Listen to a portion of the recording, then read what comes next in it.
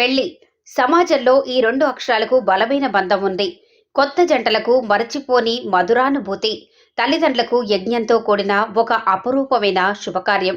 గతంలో పెళ్లిని మామూలు పద్ధతిలో చేసేవారు. కాలం మారింది. వివాహ పద్ధతులు మారిపోయాయి. వారి వారి స్థాయి నుంచి వినూత్న రీతిలో వివాహాలు జరపటం అలవాటుగా మారింది. పెళ్లి వేడుకలు కొత్త కళను సంతరించుకున్నాయి. అదే రీతిలో తమిళనాడు రాష్ట్రం పోలాంచీకి చెందిన ఒక కొబ్బరి వ్యాపారవేత్త తన ఇంటి వివాహ శుభకార్యాన్ని ఎవరూ జరిపించని పద్ధతిలో జరిపించి అందరినీ ఆశ్చర్యపరిచాడు.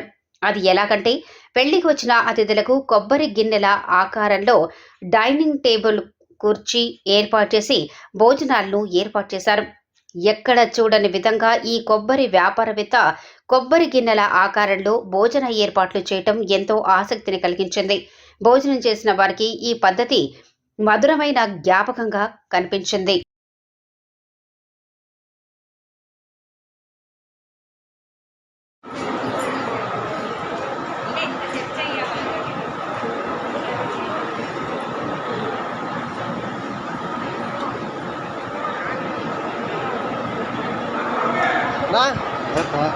தேங்காய் தொட்டில் டைனிங்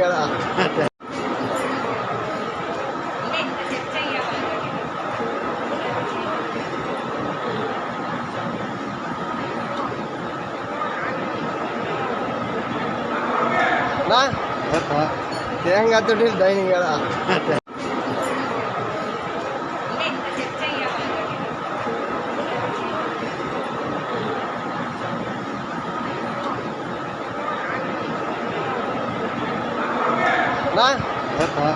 தேங்காய் தொட்டில் டைனிங்